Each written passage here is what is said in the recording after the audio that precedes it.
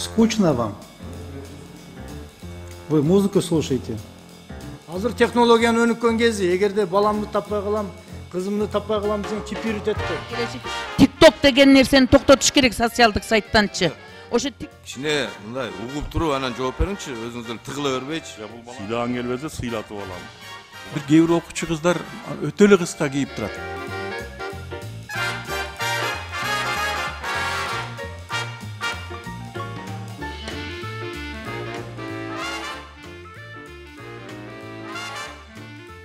Балдарын ба участковыйлар ошолорду учетко алып, ошолорго барып карап турса көз салып.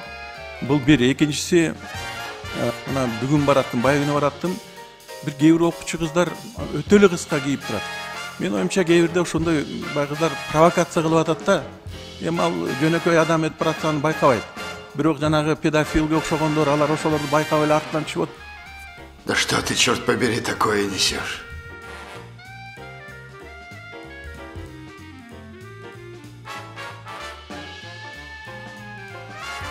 Он 4 жашка чейинки жалаң кыздар, балдар, окуучуларга телефонду мыйзам түрүндө запрет жасамак.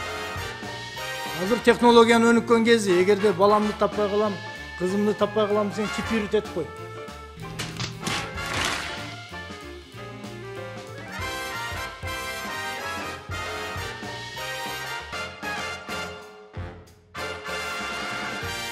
Тиешелүү органдар менен, уюмдар менен, бийлик керек болсо аткаруу бийлик менен биргелешип, TikTok деген нерсени токтотуш керек социалдык сайттанчы.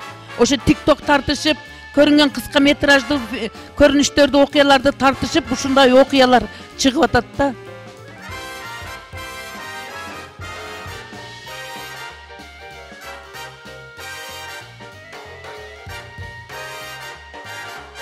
Анан кийин мен сага предупреждаю, сен андай күпүлдөбө. Башка жерде күпүлдө. Бул жогорку кеңеш. Эл өзүңү сыйлап алсаң, бизди сыйла. Сыйлаган келбесе сыйлатып алам. Булар сыйлатпаса, мен сени сыйлатам. Ты пришел к Дону Корлеоне, чтобы я восстановил справедливость? Но просишь без уважения.